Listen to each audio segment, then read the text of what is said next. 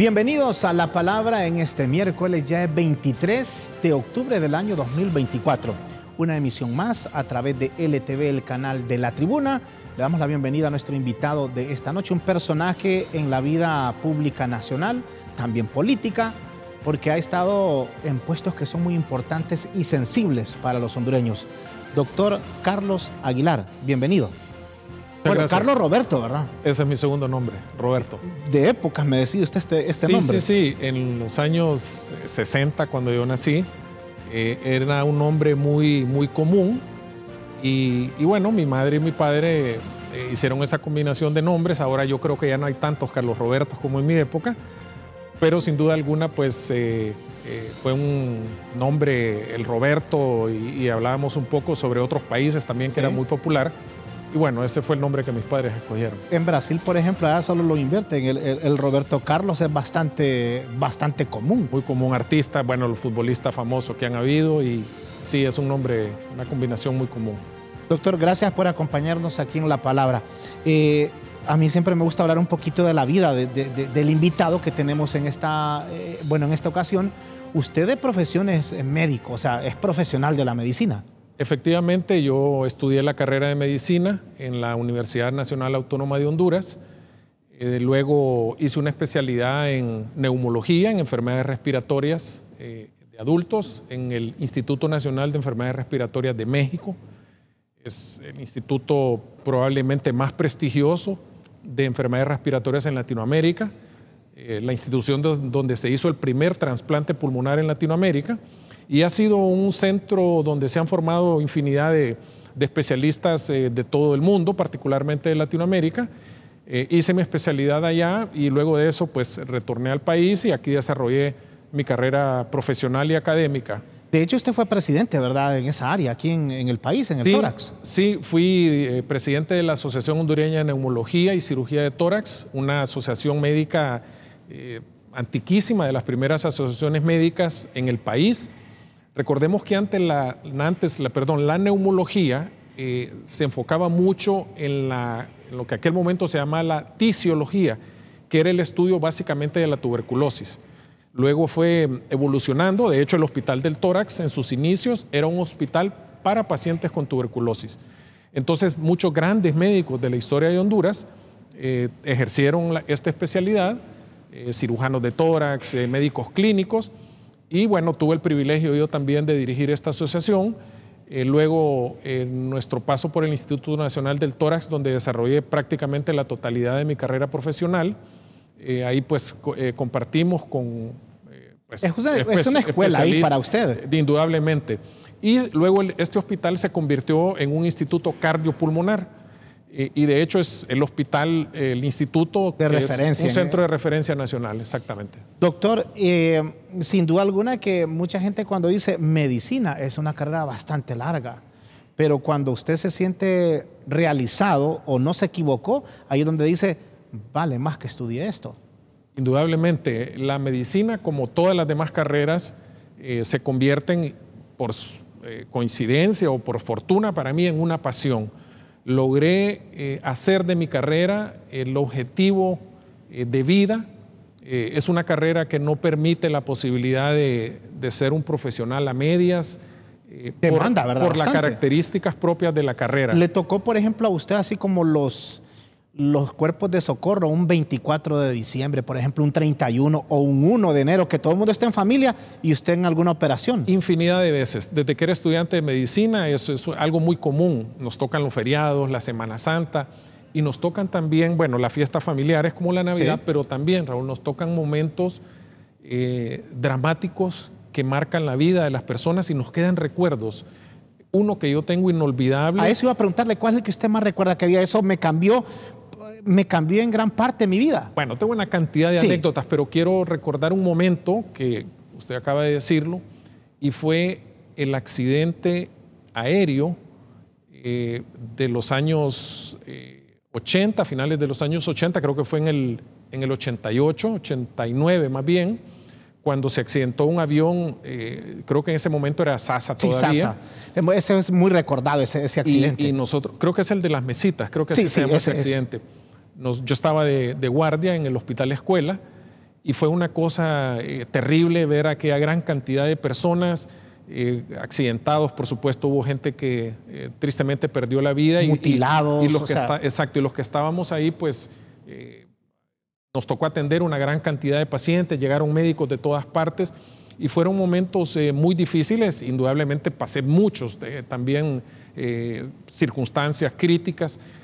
Por ejemplo, cuando uno está estudiando y se convierte en parte del sufrimiento de las personas, llegan personas con muchísimos problemas físicos, emocionales, y la carestía de no tener un instrumento, de no tener a veces guantes, de no tener las condiciones para atender a la gente, realmente nos marca, y eso nos convierte, cuando amamos nuestra profesión, en personas con un gran compromiso social.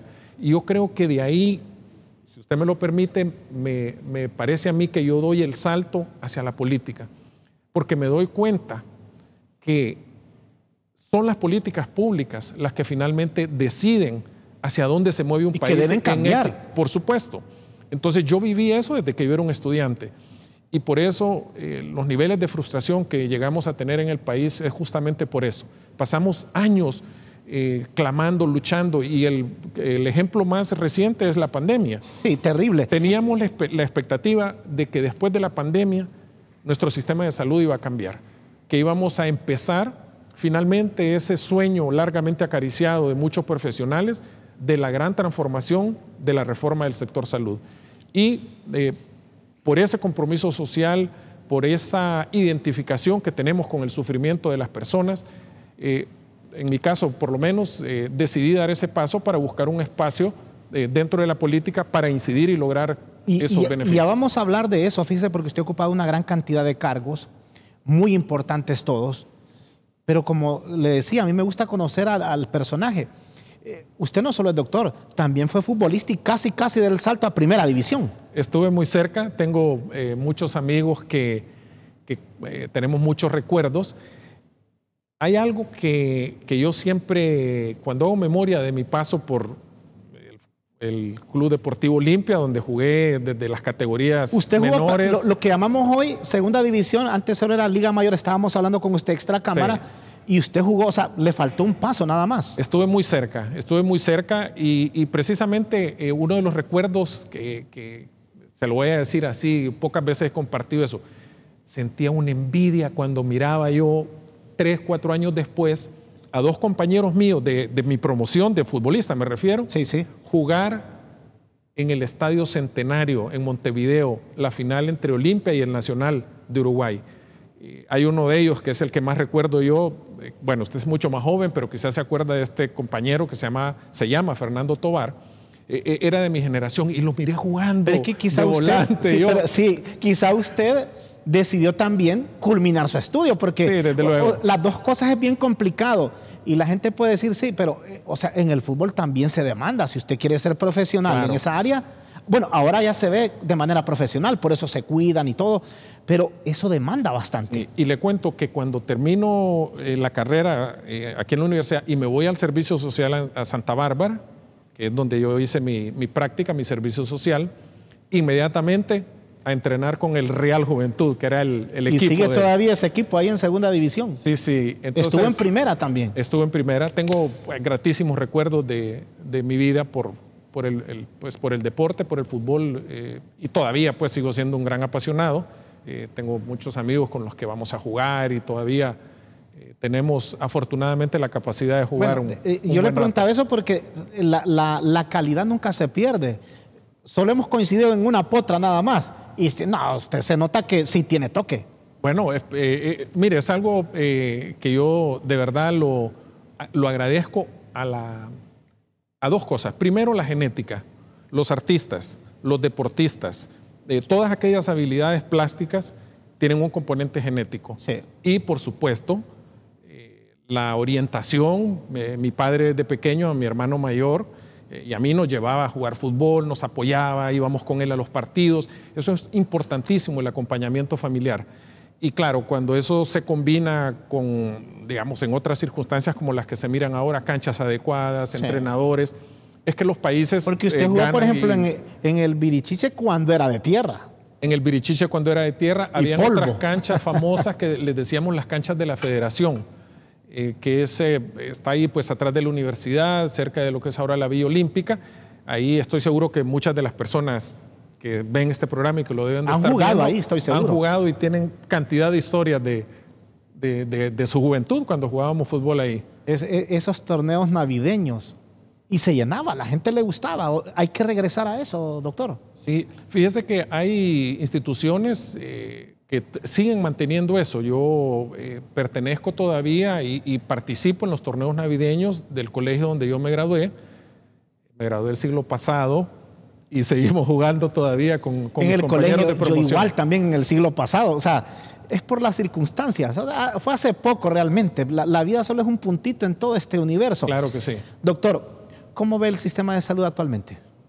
Bueno, debo de decirlo con cierto pesar, porque formé parte de este gobierno.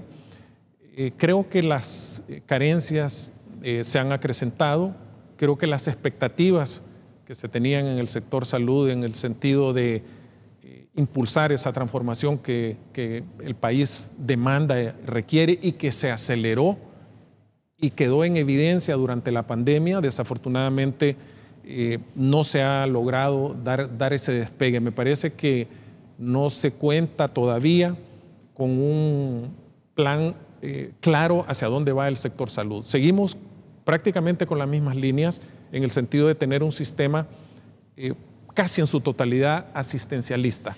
¿Estancados estamos o retrocediendo más bien? Yo creo que en algunas áreas se ha retrocedido y le puedo mencionar rápidamente, por ejemplo, el área de la salud mental. Honduras tiene décadas de no construir un hospital para problemas mentales. La salud mental es un aspecto crucial en la vida del ser humano. Se han descuidado otras áreas. Seguimos con grandes carencias en áreas específicas, por ejemplo, el área de traumatología. Sé que se está trabajando en eso. Y le puedo mencionar muchísimas más. Lo más crítico, indudablemente, es que no hemos logrado establecer como una prioridad en nuestro sistema de salud lo que han hecho otros países que han alcanzado niveles de desarrollo en el sector salud muy, muy importantes. Y no estoy hablando de Europa ni de Norteamérica, estoy hablando de países del área centroamericana. Vecinos. Que es justamente el paso hacia la prevención.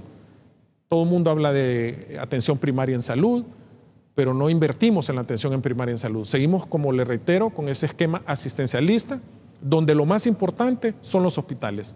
Y no es que no sean importantes. Pero si Honduras no da ese paso de manera profunda y de manera seria, Honduras va a seguir lo que ha venido ocurriendo en los últimos 30, 40 años. Epidemias de dengue, epidemias de esto, de lo otro, y sin lograr dar esos pasos importantes. Tenemos cifras alarmantes de enfermedades crónico-degenerativas. Honduras es uno de los países que en los últimos años, en las últimas décadas, ha migrado de enfermedades que antes la gente o se podían controlar a enfermedades crónicas que producen una enorme presión fiscal en el sistema público de salud. Las enfermedades, me estoy refiriendo a la hipertensión, a la diabetes, a las enfermedades cerebrovasculares, los derrames cerebrales, que se constituyen como las principales causas de atención. Tenemos grandes problemas en la prevención, el diagnóstico y el manejo de los pacientes con cáncer, hombres y mujeres. Fíjese que me llama la atención cuando usted dice que tenemos serios problemas en salud mental en Honduras. ¿Habrá algún porcentaje que usted maneje porque aquí, mire, la gente no sé, pero convulsiona por cualquier cosa en las calles. Y eso es un problema. Inclusive hasta hay un gran desamor por la vida. Y eso es parte de la salud mental. ¿Maneja algún dato? Miren, no tenemos datos, no tenemos estadísticas en el país reales, hay un subregistro, pero si nosotros traspolamos los datos estadísticos de otros países similares a Honduras, los trastornos o las afecciones en salud mental deben de andar alrededor entre el 40 al 50% y en algunos casos hasta el 60%. Es decir, que más de la mitad de los hondureños en algún momento han sufrido o sufren de un trastorno mental. Y cuando hablamos de trastorno mental no estoy hablando de la persona que está, ese estereotipo que tenemos, que está hospitalizado y que está psicótico No, hablo de esa gran gama de trastornos como lo que usted acaba de decir, la depresión, la ira, la ansiedad. La falta de trabajo. La falta de trabajo, trastornos del sueño, es una causa muy frecuente de manifestación de trastornos mentales, trastornos de la salud mental. Yo diría, uno de los grandes retos. Pero es un gran porcentaje, doctor. No, altísimo, altísimo. Probablemente estamos hablando de millones de personas con este tipo de problemas. Solo Tegucigalpa y San Pedro Sula tienen algún tipo de instalaciones para atender este tipo de personas. Hay poco personal en el área de la salud mental y creo yo que este debe ser una de las prioridades para las próximas autoridades o los próximos funcionarios que lleguen al sector salud. Atacar el problema de la salud mental, porque sí lo hay. Vamos a tener que irnos a una breve pausa aquí en La Palabra. Interesante plática con el doctor Carlos Aguilar, ya vieron ustedes. Un vasto currículum y sabe, pero bastante en el tema sanitario del país. Venimos con esto y más. No nos cambien.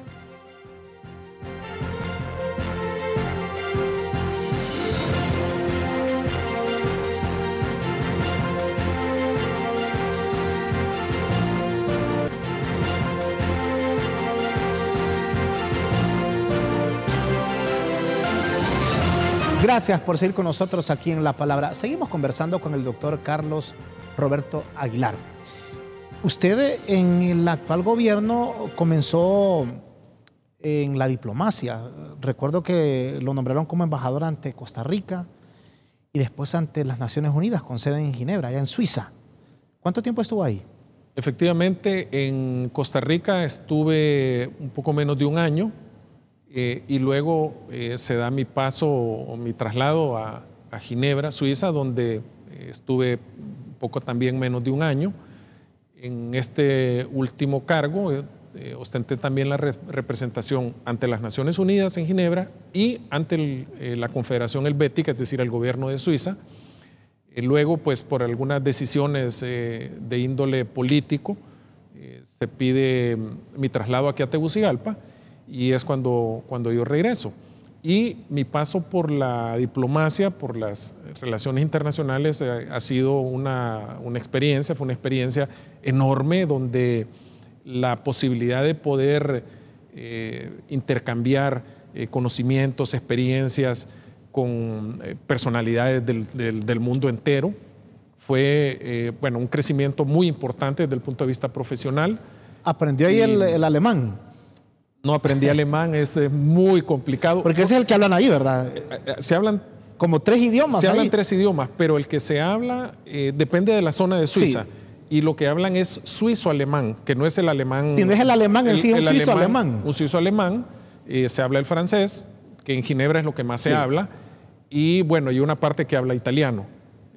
Son los 3 idiomas y desde luego el inglés. Entonces, ahí tenía que hacer una combinación. Empezaba un poquito a aprender francés. Es increíble cómo el día a día uno lo va acercando a lo cotidiano. Y a veces las mismas necesidades de poderse acercar con tantas cosas que demanda estar en la representación diplomática. En el restaurante, los rótulos de las carreteras, en fin, uno se va mezclando. Hasta para solicitar agua, cosas tan sencillas o simples que uno no las maneja pues en otro idioma. Sí. Mire, el cambio indudablemente no solo lingüístico, sino también pues cultural y todo lo que implica vivir en Europa y sobre todo con la responsabilidad muy importante que el país tiene. Honduras tiene, o tenía por lo menos cuando yo estaba ahí, un cargo, un asiento en el Consejo de Derechos Humanos de Naciones Unidas en Ginebra. Es decir, que Honduras tiene derecho al voto en muchas de las decisiones o en las grandes decisiones que tienen que ver con el tema de derechos humanos.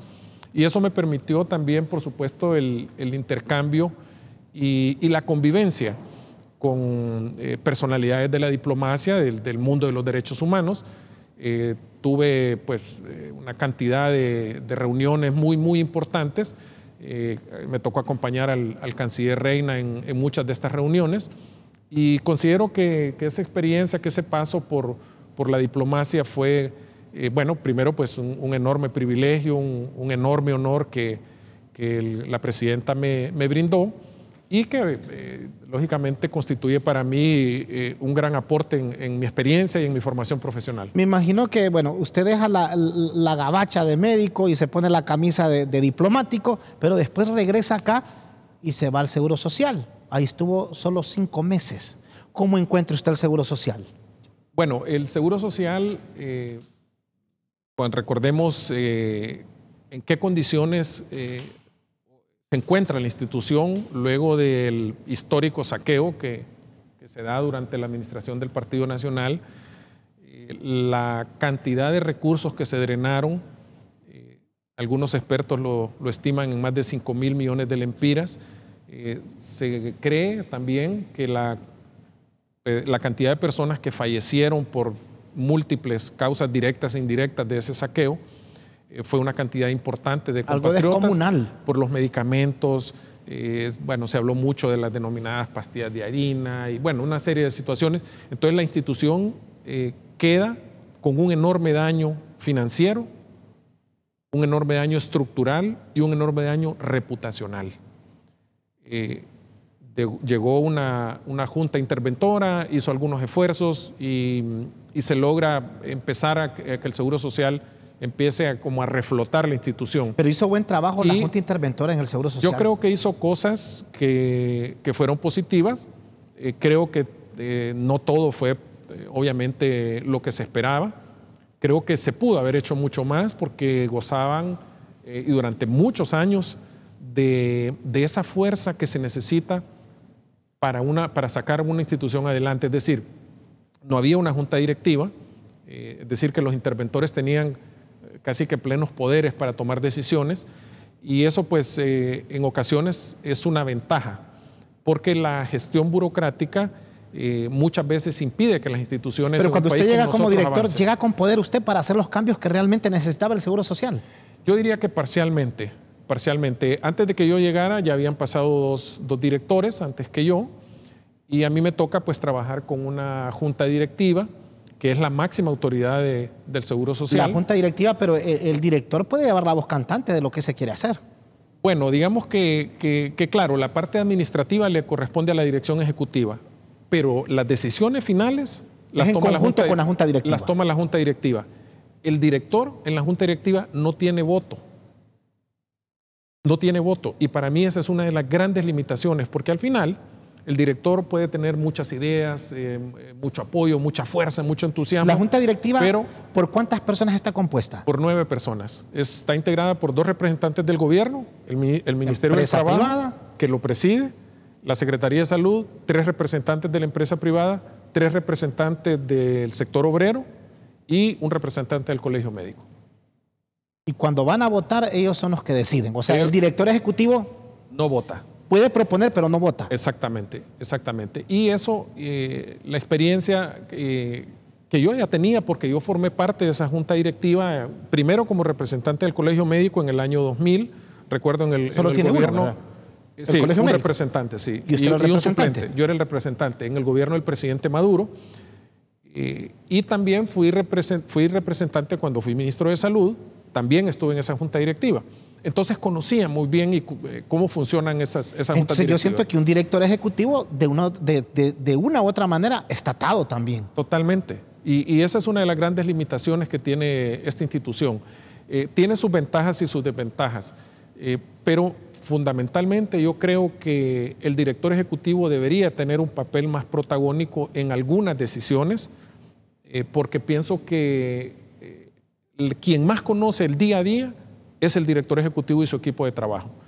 Y si la junta directiva se convierte en un obstáculo porque hay intereses creados, no todas las personas que llegan a esa junta directiva, y lo voy a decir con absoluta claridad, tienen capacidad, tienen experiencia y lo más importante, voluntad política de sacar adelante una institución.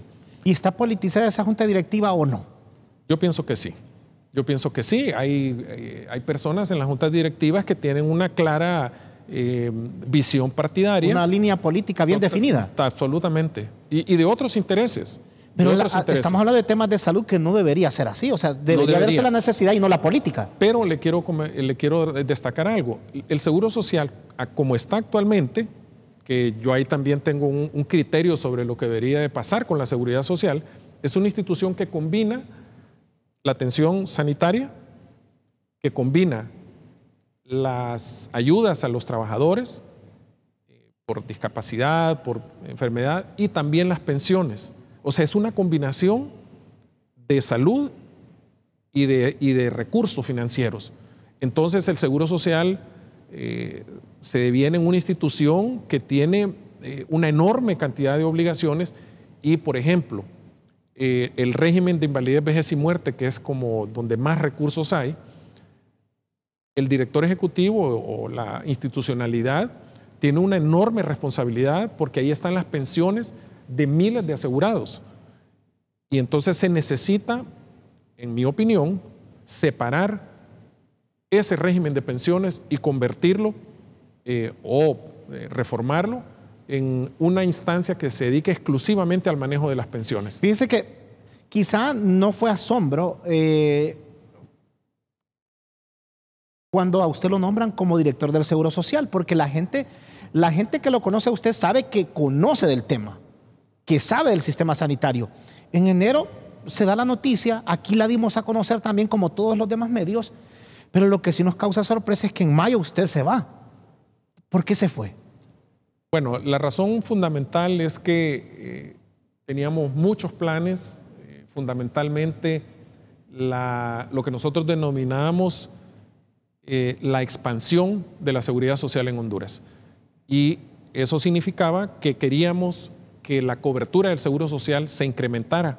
Es decir, que el 1.000.000 de personas, el 1.5 millones de afiliados que hay, se multiplicara y que cada vez más hondureños pertenezcan a la seguridad social. ¿Qué se logra con eso? Obviamente, ampliar la cobertura para que los trabajadores tengan más beneficios, pero también el fortalecimiento de las finanzas del Seguro Social. ¿Y qué pasó? Entonces, ¿No tenía apoyo usted o qué? No, entonces presentamos un plan de desarrollo con todo el modelo de negocio que íbamos a hacer para la construcción de hospitales y policlínicos en las principales ciudades del país y no se nos dio el apoyo político.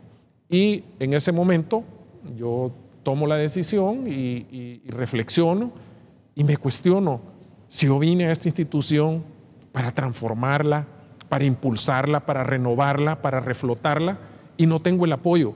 No puedo seguir acá. ¿Pero quién específicamente no le dio ese apoyo? Bueno, la propia Junta Directiva, cuya presidencia la ostenta la Secretaría del Trabajo y obviamente el secretario de Estado en el Trabajo representa la opinión de la Presidencia de la República.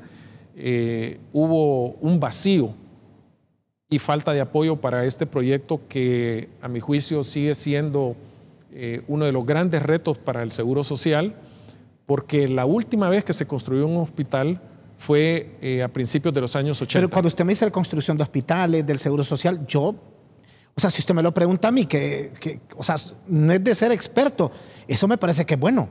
Cuando usted dice que quería construir 2 hospitales, uno en Tegucigalpa y uno en San Pedro Sula, y los policlínicos en las principales ciudades, eso me parece que es bueno, y no recibir apoyo. O sea, ¿por qué? La pregunta es ¿por qué? Bueno, honestamente se lo digo, es una pregunta a la que yo todavía no tengo respuesta, porque estaban los recursos, casi $500 millones, estaba todo el modelo de negocio, cómo se iba a hacer con una agencia de Naciones Unidas. $500 millones, así como está el dinero hoy, son como 15.000 millones de lempiras.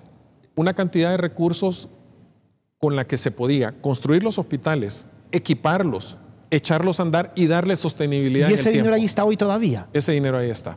¿Y qué está haciendo ese dinero? Mensualmente, tengo yo entendido, según los últimos informes que yo he leído, ingresan a las arcas del Seguro Social por esos recursos cerca de 200 millones de lempiras mensuales. Y ese dinero debería, en mi opinión... 200 millones. Ese es bastante dinero. Por supuesto. Entonces, ¿qué se hace con los recursos del Seguro Social? Se colocan en la banca privada. en instrumentos financieros, certificados de depósito, acciones, bonos, etc. ¿Quién los coloca? ¿La dirección o la junta directiva? ¿Quién? Digamos que hay un comité que se encarga de eso, pero obviamente... Para generar intereses. Para generar intereses. Y eso es lo que el Seguro Social ha venido haciendo en los últimos años. Y eso no es que esté malo, pero no alcanza. Si ese dinero no se invierte en hospitales o se buscan otros instrumentos de inversión, los fondos para las pensiones en algún momento no van a ser suficientes para los miles y miles de pensionados. Dice que aquí no estoy para estar de acuerdo o en desacuerdo con nuestros invitados, pero yo estoy de acuerdo con lo que usted está diciendo. O sea, si se necesita un hospital y el dinero está, ¿por qué no construirlo? Y a mí lo que me extraña es que usted dice que no hubo apoyo para eso. Es más, yo no sé si usted recuerda que una de las inversiones que el Seguro Social hizo fue colocar recursos para la construcción del centro cívico gubernamental. No sé si Sí, recuerdo. Esos recursos que el Seguro Social invirtió en el centro cívico es una de sus mejores inversiones, porque invirtió en edificios que ganan plusvalía, edificios que además brindan atención, brindan servicio. Bueno, ahí está pues, una gran cantidad de secretarías de Estado. Eso es lo que nosotros pretendíamos hacer, es decir, íbamos a lograr dos objetivos. El primero, reitero, aumentar la cobertura al construir hospitales, pero lo más importante que le va a dar sostenibilidad y fortalecimiento es la inversión en hospitales. ¿No habló usted de este tema con la presidenta directamente? Porque usted estaba a nivel de ejecutivo, un director ejecutivo de una institución muy importante en el país, y decirle esto y esto es lo que se pretende hacer. Bueno, hubo acercamientos, hubo expresiones de mi parte al más alto nivel y repito, no se logró tener ese anhelado apoyo que indudablemente en un proyecto de esta magnitud se necesita. Pero usted es una persona llegada, por ejemplo, a la presidenta, al expresidente Manuel Zelaya, o sea, me extraña eso. Esas son las situaciones que a veces se dan, difíciles de entender, y ante esa situación, repito, yo tomo la decisión de hacerme a un lado. ¿No le costó irse del Seguro Social? Pues sinceramente fue una decisión difícil, dolorosa, porque siempre que yo emprendo un proyecto personal y en este caso en la función pública lo hago con mucha fuerza, con entrega, con pasión. Es una oportunidad extraordinaria que la vida me ha dado, gozar de la confianza y poder llegar a la función pública, por supuesto, servir. Y definitivamente no fue una decisión fácil, fue muy difícil, pero pienso que, primero, que no me arrepiento de haberla tomado, ¿verdad? Y lo segundo, porque creo que un profesional que se valore a sí mismo también tiene que tener sus propios límites. No acomodarse, sino que si algo no está bien, pues me parece que eso es notable que alguien haga eso. Si siente que no le están dando el apoyo, pues decir, yo me aparto. Esa básicamente fue mi decisión y por supuesto con el deseo de que la seguridad social se transforme. Yo sigo creyendo que la gran reforma del sector salud debe de partir de la seguridad social hacia la salud pública. Es decir, que nosotros tengamos, ojalá algún día, no 1,5 millones de asegurados. Deberíamos de tener, ojalá el 80, el 90% de todos los hondureños asegurados, para que gocen, obviamente, de los beneficios, pero también de una pensión. Actualmente, tener una pensión en Honduras es un privilegio. Es una especie de pertenecer a un grupo privilegiado y creo yo que eso tiene que cambiar. Y ojalá que en el futuro cercano, quienes toman las grandes decisiones en el país vean que la seguridad social, como ocurre en muchísimos países, es el pilar de lo que se conoce el concepto de protección social, que no solo es, repito, ir a un hospital a recibir atención, porque la gente piensa muchas veces que el seguro social es ir a la emergencia o ir a consulta. No, la protección social constitucionalmente le compete al Instituto Hondureño de Seguridad Social, que implica el bienestar físico, mental, gozar de una pensión y una serie de cosas que yo espero que en la nueva ley de protección social, que no he escuchado mucho, o sea, no sé qué está pasando, esta ley puede hacer, primero, que llegue al Congreso Nacional, que sea aprobada desde luego, y lo más importante es que sea Tendría implementada. que esperar el siguiente Congreso, porque el actual Congreso, usted sabe que pasan en insurrección, no sé si es que no hay liderazgo, no hay consensos, o sea, hay leyes así como la que está mencionando usted, yo lo dudaría. Muy difícil porque claro, tiene muchas implicaciones en el orden financiero. No sé si ameritará, porque no conozco cómo viene la ley, si ameritará reforma constitucional para algunas cosas, pero esa ley puede cambiar la vida de los hondureños, porque es un concepto innovador, un concepto revolucionario que le da al ciudadano, que le da al hondureño un nuevo estatus. La protección social como una obligación del Estado de Honduras con sus ciudadanos. Solo permítanos, doctor Carlos Roberto Aguilar, hacer una breve pausa aquí en La Palabra, la última en este espacio. Ya regresamos.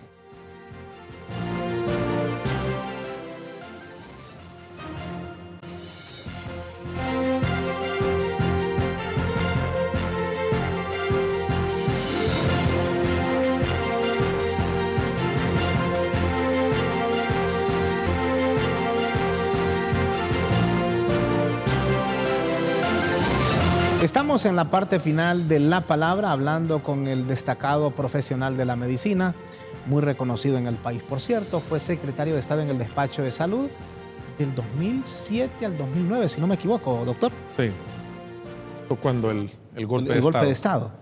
Y me imagino que usted conoce completamente.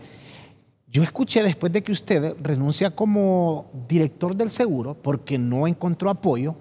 Usted lo ha dicho aquí públicamente, lo dijo en su carta de renuncia, que buscaría una candidatura independiente.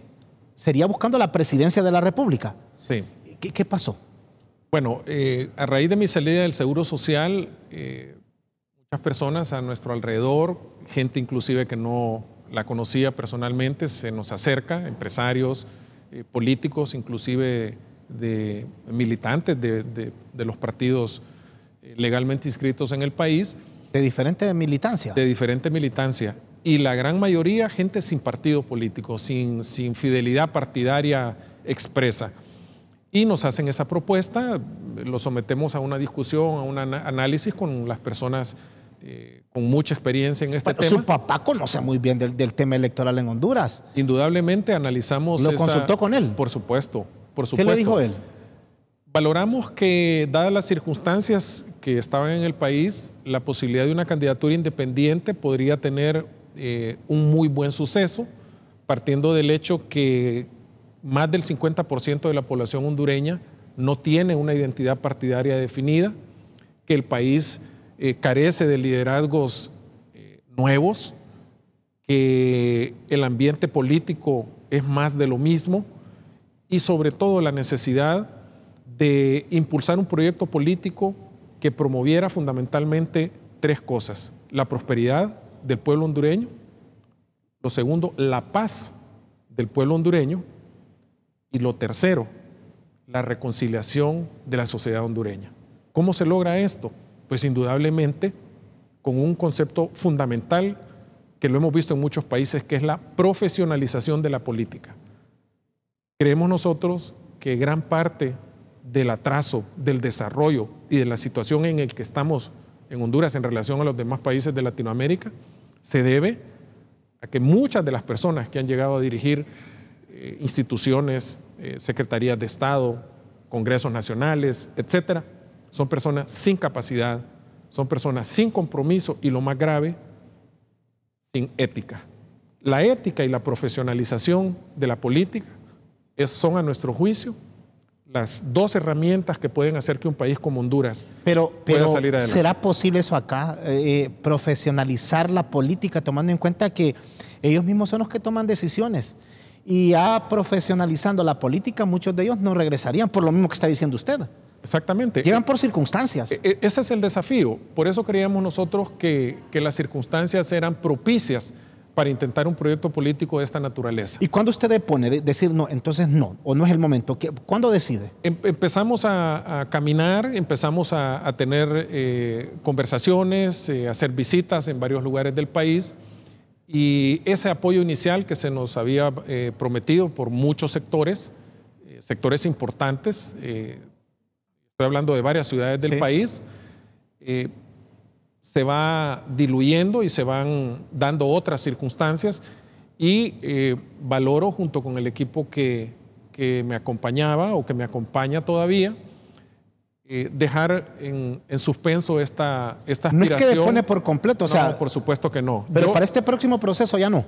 No creo que, salvo que las condiciones políticas cambiaran. O sea, no es que la puerta usted la tiene cerrada del completo. Por supuesto que no. Yo estoy muy atento a lo que está ocurriendo, no soy ajeno al... O sea, no es que usted dice no voy a participar, todavía lo tiene, yo veo que lo tiene como en duda todavía. Sí. Si de ese paso o quiere visualizar bien el panorama. Exactamente. Estamos valorando, en este momento hemos tomado la decisión, reitero, de dejar en una pausa esa aspiración inicial, como se había planteado en un comienzo, pero no descartamos desde luego la posibilidad de seguir, de incursionar, de aportar. Creo que estoy en un momento de mi vida donde yo no solo es que quiero todavía incidir en las grandes decisiones políticas del país para que Honduras se convierta en un mejor lugar donde podamos vivir. No me es extraña la actividad política, sigo teniendo mucha cercanía con el ambiente político, con personajes de la política hondureña de diferentes sectores y por supuesto veo con mucha preocupación las circunstancias en que el país se debate actualmente. ¿Qué es lo que más le preocupa actualmente en el país?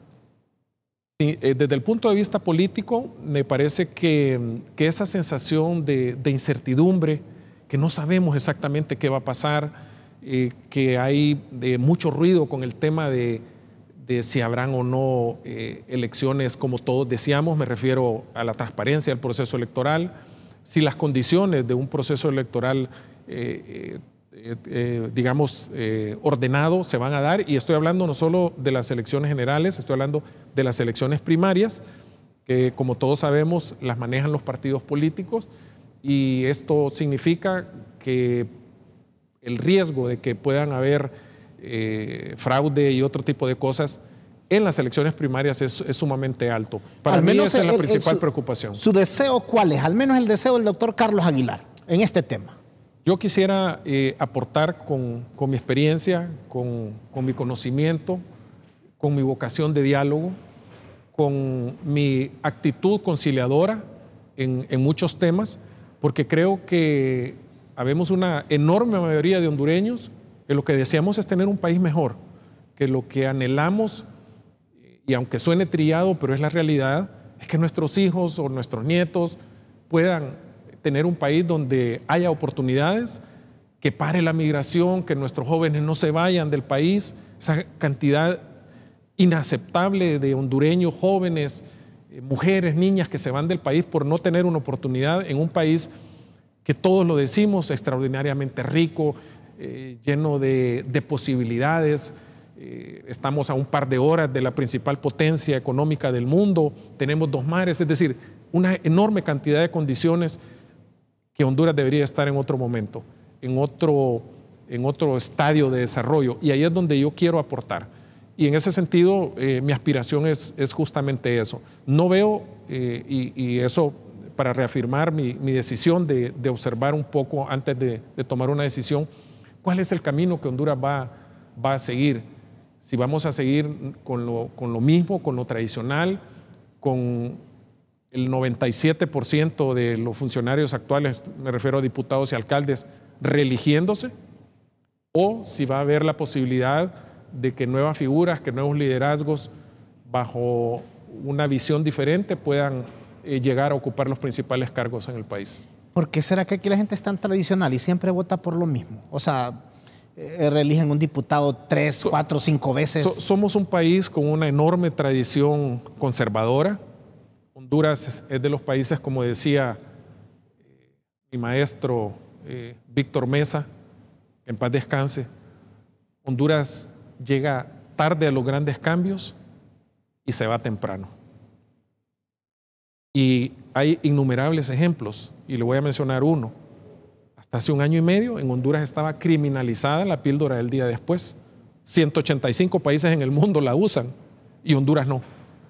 Entonces tuvo que haber un gran esfuerzo institucional, y tuvo que intervenir la Presidencia de la República, casi que obligar para que las personas encargadas de esto dieran ese paso. Le estoy hablando de una cosa extremadamente sencilla, que vino a darle la libertad a las mujeres y a las niñas de poder acceder de manera libre y voluntaria a un dispositivo, en este caso una píldora para los embarazos no deseados. Por mencionarle una cosa pequeña, es decir, la sociedad hondureña tiene que abrirse un poco más. Claro, camina muy lento para los cambios. Vemos los países en el área centroamericana, nos llevan muchos años en temas en los que Honduras ni siquiera se atreve a discutir. Estamos muy rezagados. Doctor, ¿qué le parece? Yo le dije que una hora era poco para tanto que se puede hablar del sistema de salud de Honduras. En 30 segundos, algo de lo que usted quiera hablar y que yo no le haya preguntado aquí en la palabra, para que se dirija al pueblo hondureño. 30 segundos. Bueno, muchas gracias. Yo quiero aprovechar este espacio para expresar a las personas que nos han externado el apoyo a nuestra aspiración política, que en algún momento la hicimos pública, decirles que he tomado la decisión junto con las personas de nuestro entorno inmediato de esperar unas condiciones mejores, unas condiciones que nos permitan poder impulsar esta aspiración con un mayor éxito, con un mayor suceso, pero que no hemos desistido de nuestro deseo de que Honduras se convierta en el país que todos deseamos, que nuestra nación sea reconocida no por el narcotráfico, no por los niveles de violencia, no por la corrupción, sino como un país próspero, un país en paz, un país en desarrollo, y que logremos esa conciliación, esa armonía del pueblo hondureño, que indudablemente es la condición fundamental, elemental para que Honduras pueda salir del subdesarrollo y del atraso en que estamos sumidos. Así que atentos y esperemos que las condiciones puedan ser favorables y vamos a seguir luchando. Llegamos al final, mire, nos despedimos y siempre lo hacemos con, yo le voy a decir 5 frases o preguntas y usted me la resume con una sola palabra, lo que se le venga a su mente. Vamos a comenzar y a ver cómo nos va. Instituto Hondureño de Seguridad Social. Una enorme deuda del gobierno de Honduras. Secretaría de Salud. Un elefante que necesita caminar mucho más rápido. El Instituto Cardiopulmonar. Mi casa. La candidatura independiente. Un sueño. Y el doctor Carlos Roberto Aguilar. Un hondureño comprometido con su país. Le agradezco mucho, doctor Carlos Aguilar, por acompañarnos aquí en La Palabra. Se viene a continuación LTV Noticias Estelares. Hasta la próxima. Buenas noches.